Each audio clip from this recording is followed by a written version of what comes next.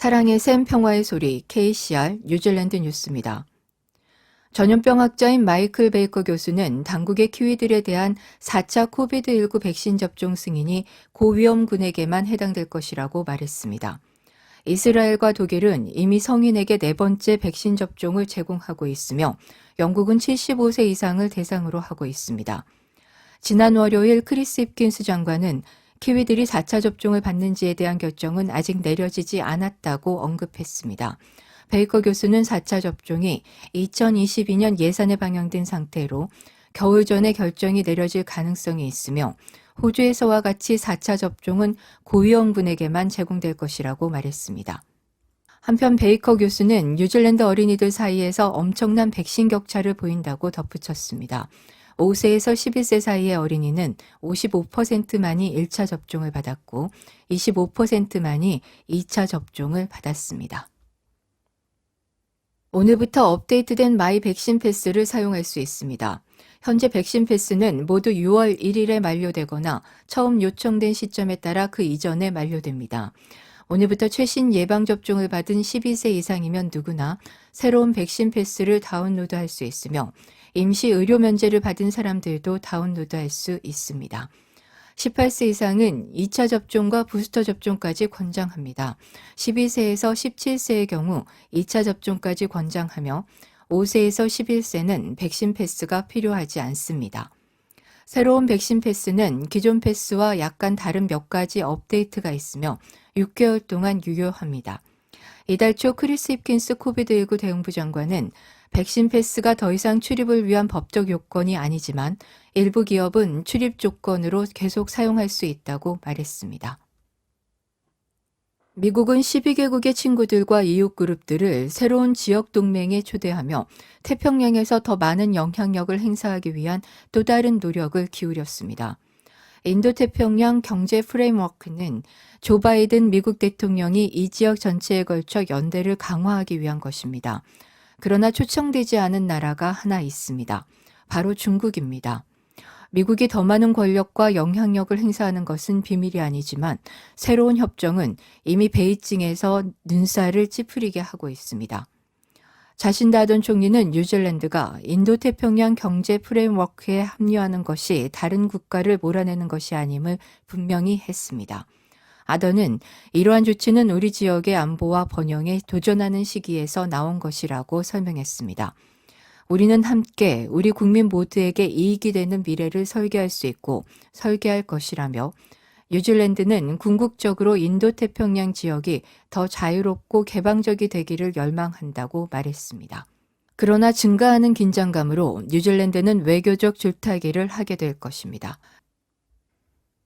중국이 초대 강국 미국이 불장난을 하고 있다고 경고하고 있을 때 아던 총리는 미국에 도착했습니다.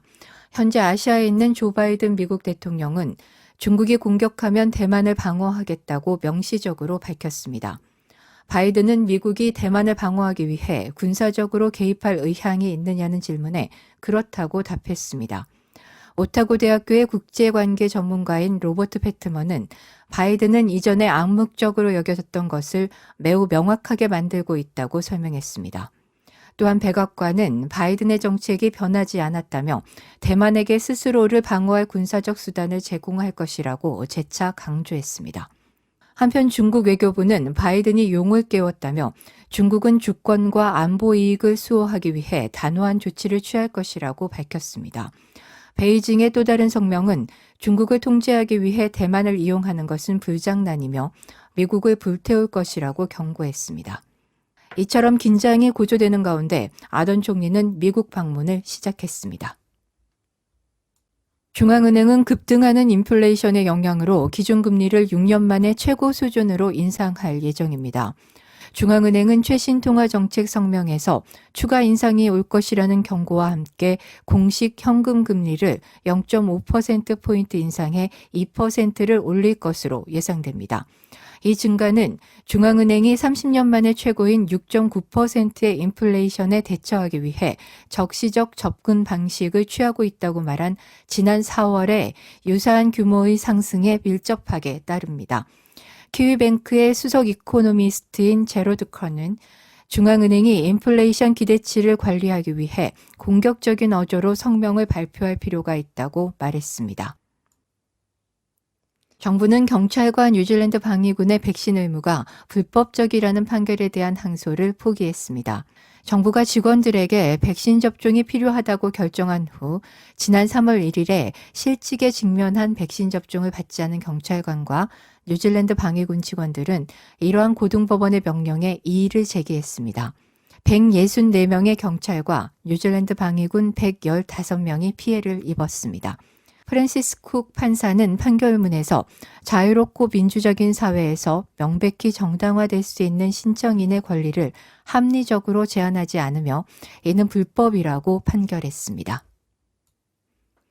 오클랜드 지역에서 어제 저녁 5건의 총격 사건이 발생했습니다. 이 사건으로 여러 채의 주택이 총탄 세례를 받은 것으로 알려졌습니다. 한 매체는 킬러비즈와 트라이브즈먼이라는 모터사이클 갱단이 세력 싸움을 벌이면서 일어난 일로 알려지고 있다고 보도했으나 경찰은 총격 사건의 정확한 경위와 연관성을 조사하고 있다고 밝혔습니다. 로아페우산의 화산 진동이 계속되고 있어 당분간 주시할 필요가 있습니다. 지오넷 화산학자 야닉 베르는 산에 있는 분화구 호수의 온도가 지난주에 걸쳐 떨어졌고 진동 수준이 일반적으로 감소했다고 말했습니다. 또한 그는 호수의 온도가 5월 8일 최고 섭씨 41도에서 화요일 섭씨 30도까지 떨어졌다고 말했습니다. 그러나 떨림 수준은 계속해서 가변적이라고 덧붙였습니다.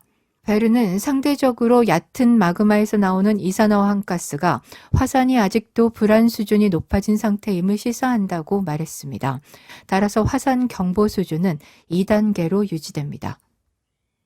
오늘의 환율 정보입니다. 뉴질랜드 달러화 대비 원화 기준 환율은 813원 82전, 한국에서 보낼 때 821원 95전, 한국에서 받을 때 805원 69전입니다.